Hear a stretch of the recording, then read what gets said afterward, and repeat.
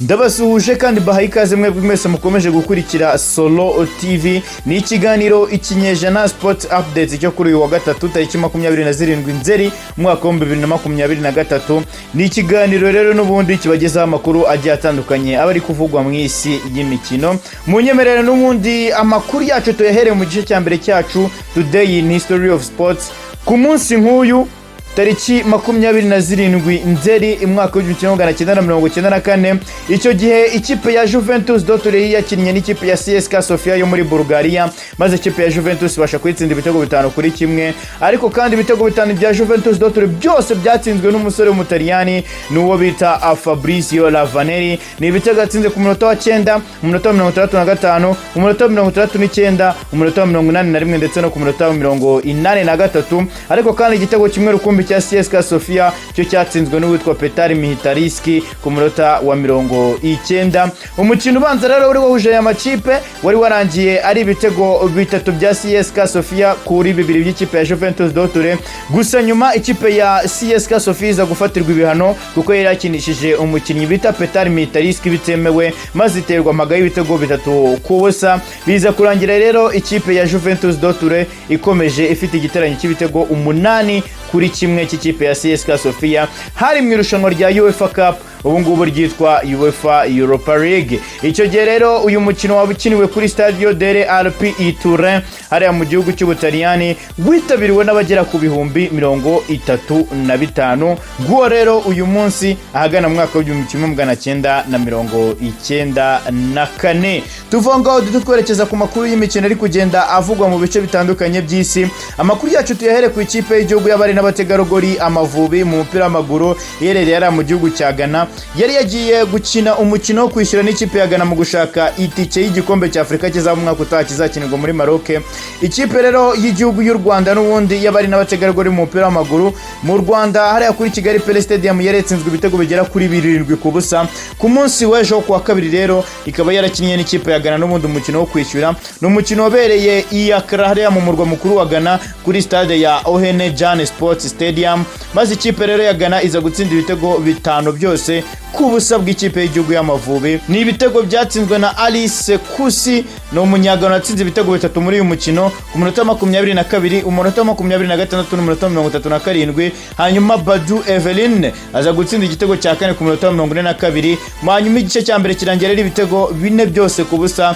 Mu gihe mu gice cya kabiri rero ikipe y'igihugu y'u Rwanda y'abari n'abategarugori mu mupira w'amaguru yaje kwihagararaho, gusa birangira ku munota 90 n'ubundi ubwo yaramaze kurenga iminota 3 itsinzwe igitego na Nyamekie Stella igitego cya 5, maze Ghana itana intsinzi y'ibitego 5 ku busa bw'ikipe y'igihugu y'abari n'abategarugori Amavubi. Ni ikipe y'igihugu y'abari n'abategarugori n'ubundi yari yajyanye n'umutoza wungirije hariya mu gihugu cya Ghana no witwa Mukamusonera Theogenie, kuko niwe wari umutoza mukuru kuri uyu mukino.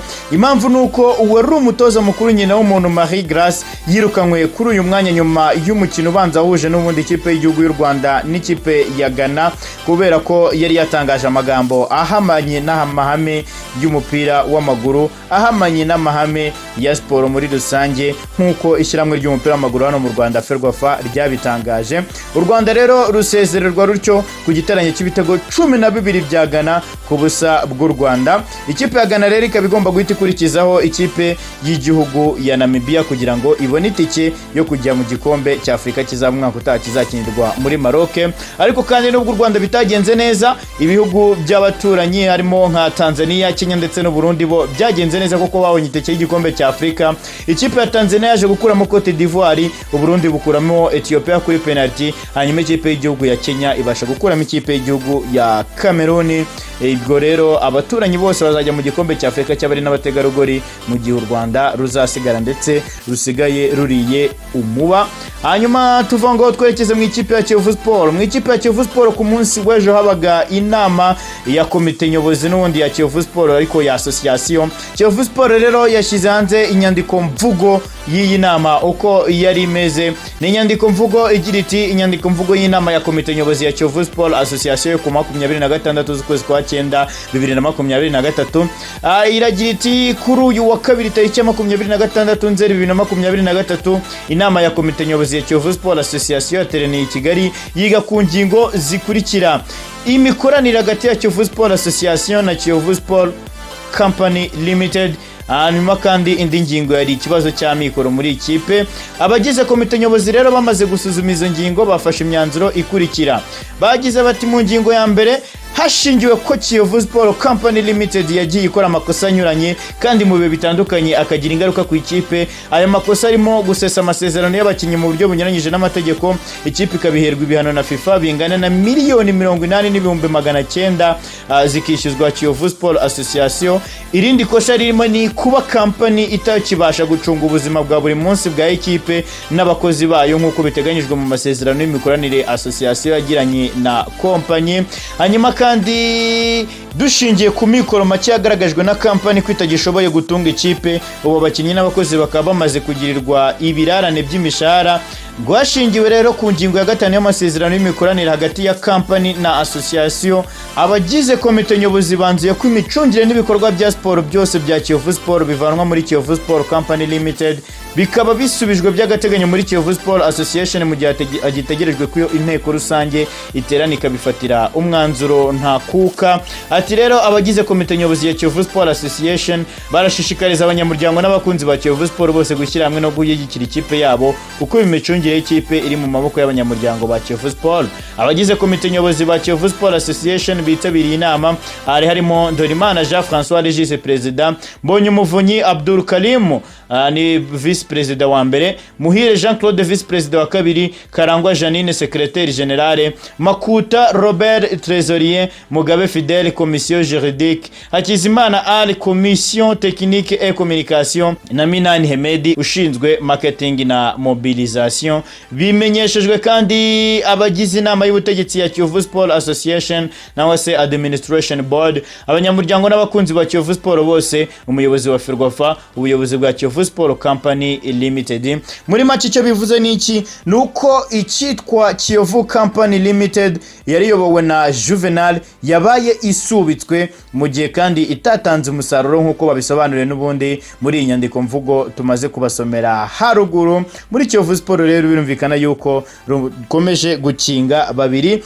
Si ibyo gusa muri Kiyovu Sport kuko kugeza aka kanya ubu tuvugana ikipe ya Kiyovu Sport yamaze kujyanwa mu nkiko, irishyuzwa n'Igitego Hotel, irayishyuza miliyoni zigera ku 153. Irayiziza iki? Iyi hotel Igitego Hotel ni ikipe ya Kiyovu Sport mu mwaka ushize w'imikino yabaga, ariko kandi irashinjwa kuba itarabashije kuyishyura. Ikipe rero ikaba iri kwishyuzwa miliyoni 153,694 n'amafaranga atandatu y'amanyarwanda. Birumvikana rero ko mu ikipe ya Kiyovu Sport bikomeje kugorana ndetse bikomeje kuba ibibazo aho kugira ngo bibe ibisubizo. Ni nyuma yaho n'ubundi hari amaze iminsi havugwa yuko hari umwuka utari mwiza hagati y'uwitwa Juvenal uyobora Kiyovu Sport Company Limited ndetse na General nangwa se François Regis uyobora Kiyovu Sport Association. Tuve rero muri Kiyovu Sport twerekeze ku ikipe ya APR FC. APR FC yamaze kugerera mu gihugu cya Misiri ahagana mu masaha y'isa 8 z'urukerera nibwo yagiragara mu gihugu cya Misiri i Cairo, agiye gukina umukino wo kwishyura w'ijonjora rya kabiri rya CAF Champions League, igiye gukina n'ikipe ya Pyramids FC. Hanyuma rero ikipe ya APR ikaba yageze hariya mu gihugu n'ubundi cya Misiri maze yakirwa na Colonel Frank Bakunzi uhagarariye u Rwanda muri ambassade hariya mu gihugu cya Misiri. APR irasabwa gutsinda nawe se kunganya ariko yinjije igitego. Muri make ikipe ya APR niramuka inganyije igitego kimwe kuri kimwe izatejya mu matsinda ya CAF Champions League bwa mbere mu mateka yayo, ariko se kandi biraza kuba byoroshye, nibyo tugomba gutegereza tukareba. Umukino ubanza wa APR Football Club n'ikipe ya Pyramids warangiye ari ubusa ku busa hagati y'impande zombi. Ni umukino wabereye hano kuri Kigali Pele Stadium, ariko kandi uyu mukino wo kwishyura ukaba uzaba tariki 29 z'ukwezi kwa 9 ku munsi wa gatanu, ni ku isaha y'isa 11 z'umugoroba za hano i Kigali mu Rwanda. Ni umukino uzabera kuri 30 June Stadium. Hanyuma kandi tuve aho ngaho tuva ngo tutwerekeza hanze y'imbibi z'u Rwanda. ndetse n'umugabane wa Afurika muri rusange. N'ibiki biri kugenda bihavugwa. Ku mugoroba hakinwaga imikino itandukanye, hakinwaga imikino yo muri Carabao Cup nangwa se yite English Football League, bakinaga muri round ya gatatu. Imikino yabagayo ni myinshi, ariko kandi imikino ibiri y'ingenzi yabaga ni ikipe ya Salford City yari yakira ikipe ya Burnley. Burnley iri mu cyiciro cya mbere n'ubundi Premier League ibasha gutsinda ibitego 4-0, mu gihe ikipe ya Manchester United yaje kubyitwaramo neza kuri stade yayo Old Trafford itsinda ikipe ya Crystal Palace ibitego bigera kuri 3-0. Ni ibitego byatsinzwe na Alejandro Garnacho ku munota wa 21, ariko kandi witwa Casemiro ku munota wa 27 kuri assist yahawe na Mason Mount aza gutsinda igitego cya kabiri. Hanyuma uwitwa Anthony Martial kuri assist ya Casemiro ku munota wa 55 aza gutsinda igitego cya gatatu. Ibitego bitatu bya Manchester United ku busa bw'ikipe ya Crystal Palace. Aho ni muri Carabao Cup. Siyo mikino yabaga ku mugoroba, ubwo ni ku munsi wo kwa kabiri ndi kuvuga yonyine,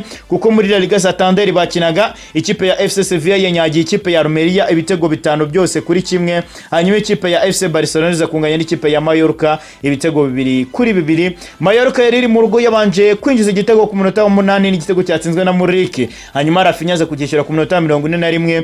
Abdon ku munota wa 45 ubwo yari yarenze iminota 3 yaje guterekamo igitego cya kabiri ku ruhande rw'ikipe ya Mallorca, ariko kandi Lopez ku munota wa 75 aza kwishyura igitego ku ruhande rw'ikipe ya FC Barcelona. Ni passe yarahawe na Rafinha.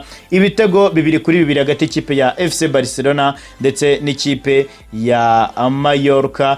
Ni muri La Liga Santander shampiyona y'igihugu ya Espagne, bakinaga n'ubundi munsi wa 7 w'iyi shampiyona. Ariko kandi siyo mikino yabaga ku mugoroba gusa, kuko no muri Serie A nangwa se mu Butaliyani nabo bakinaga. Ikipe ya Juventus Dortmund yaje gutsinda ikipe ya Lecce igitego 1-0. Ni igitego cyatsinzwe na Milik ku munota wa 57.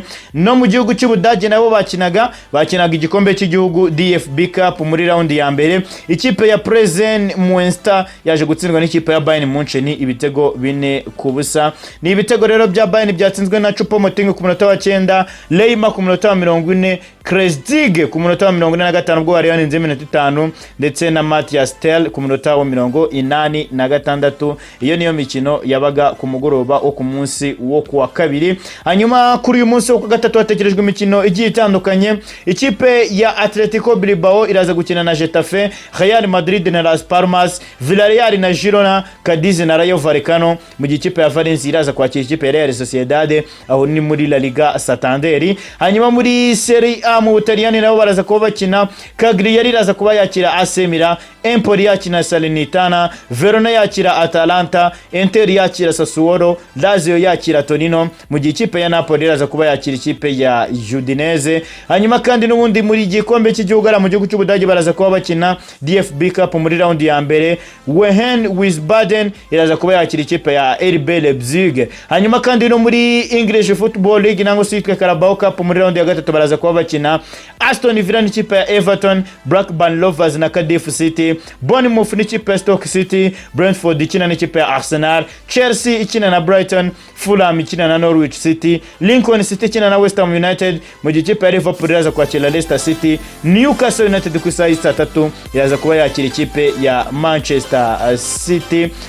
Ubwo rero niyo mikino itegerejwe kuri uyu munsi mushobora kuza guhanga amaso. Tuvangaho dute twerekeza ku ikipe ya Chelsea. Ku ikipe ya Chelsea rero, ikipe ya Chelsea nta gihindutse, igomba kubona umuterankunga mushya. Inyuma yaho n'ubundi yatangiye shampiyona idafite umuterankunga hariya imbere kuri jezi zabo. Ubu rero ikaba yamaze kubona umuterankunga mushya, ni yitwa Infinite Athlete. Iyi ni kompanyi yashinzwe agana mwaka w'ibihumbi 2019, hanyuma kandi ikabikora ibikorwa n'ubundi bijyanye n'imikino. Iyi rero ikaba ari kompanyi hariya muri Georgia iza kuba yambika ikipe ya Chelsea, ikazajya igaragara hariya kuri jezi z'ikipe ya Chelsea imbere. Ayo rero niyo makuru ari kugenda avugwa mu mikino. Ariko kandi ukamenya ko witwa Jadon Sancho, umusore w'ikipe ya Manchester United, yamaze gusiba urubuga rwe rwa Instagram. Uwitwa Erik ten Hag nyuma y'umukino ku mugoroba ubwo yatsindaga ikipe ya Crystal Palace babimubazaho, Erik ten Hag ati ngiye ntabwo nyamvuga ku bakinnyi badahari. Ubwo rero ni ugutegereza tukareba ese uyu musore n'ubundi azakoma mu ikipe ya Manchester United. Yego n'umusaruro ntiwe ni mwiza, ariko kandi n'imibanire yiwe n'uwitwa Erik ten Hag ntabwo imeze neza.